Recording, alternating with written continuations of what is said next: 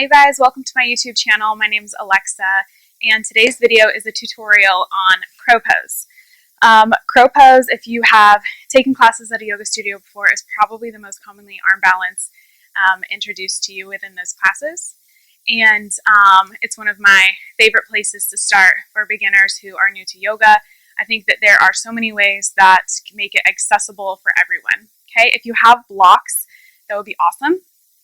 And then a couple of things that I like to tell people to practice or that I teach my students to do before we get into this crow pose is to really warm up the body, particularly the core. So a lot of core work, a lot of strength through the hips, and then also some work to open up through the front body, the shoulders, and the arms. Just make sure the body is nice and warm for crow pose or for any arm balance, right? So another good thing that you can do is to mimic the shape of crow pose supine on your back. So this is great because it warms up the core, but it also preps you for getting into the shape of crow pose. So you can come onto your back and then bring your feet toward one another, but let your knees open up wide. And then try to get your knees, we're actually going to lift our upper body, but we're going to try to get our knees to the backs of our triceps, okay? So you're going to come up as if you're doing a crunch, right? Call these crow pose sit-ups, and you're going to bring your knees to the backs of the triceps, okay? And then we're going to pretend like our hands are planted on the mat. So you're going to spread your fingers wide, and then just bring your gaze down towards your belly button. And holding this shape is challenging. It's a challenge for the core, but it also prepares you for that shape, okay? You can also do some crow pose sit-ups if you just want to reach through, keep the feet together, let the knees splay out, and you can kind of move in between to get that movement, that shape. Okay, so that is a really great way just to introduce the shape to us at the beginning of your practice. So feel free to play around with that.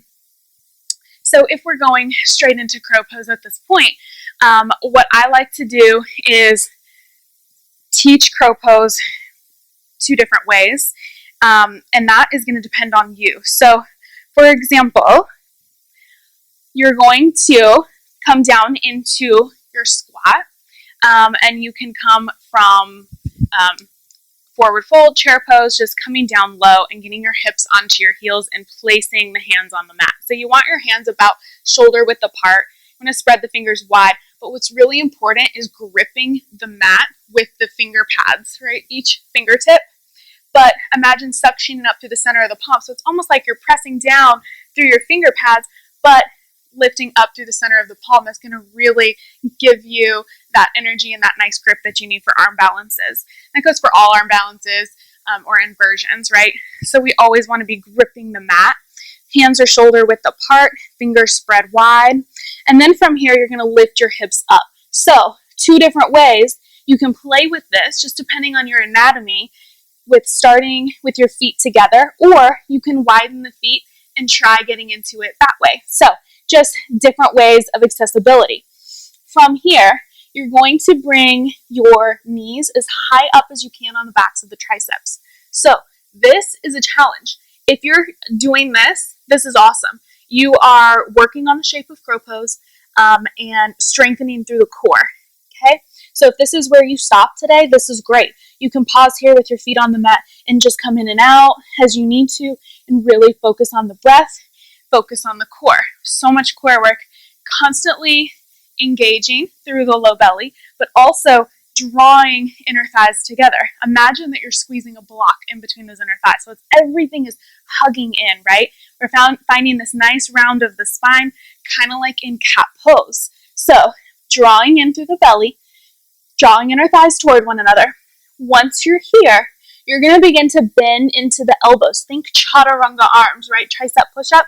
Think of finding that 90-degree angle with the arms. You're not actually going to go all the way down, but you're going to begin to bend into the elbows, and that gives you that little shift you need to go forward.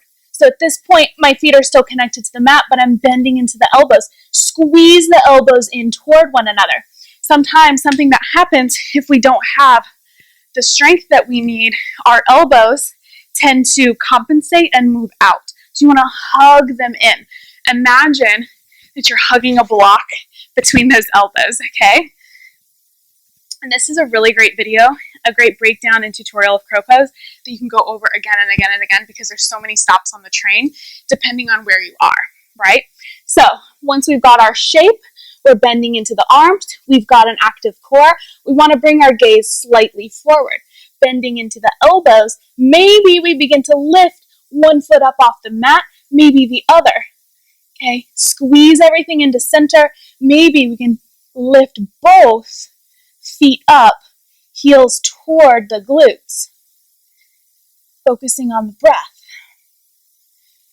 So, something that I love, because crow pose can be a challenge, it can be scary, right? You kind of have to trust the ground, you have to trust that universe, which is really hard to do. But get pillows, get a block, anything.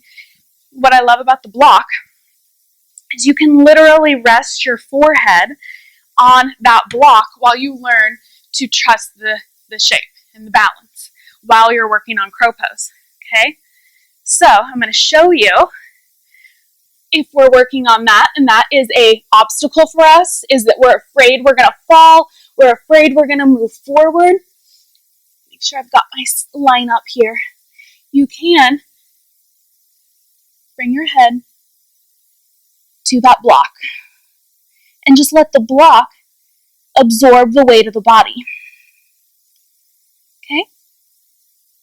So, really great prop to use. You can also use it on the tallest height. So that is really, really helpful. Or just grab some pillows.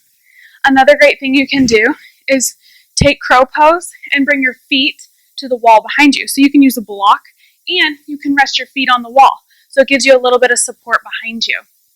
Other than that, keep practicing. Keep practicing. Let me know if you have questions. If you enjoyed this video, hit like. If you have comments, let me know. And if there's something else you want to see or have questions about crow pose, let me know. Otherwise, I hope you enjoyed this arm balance and this short practice. Namaste.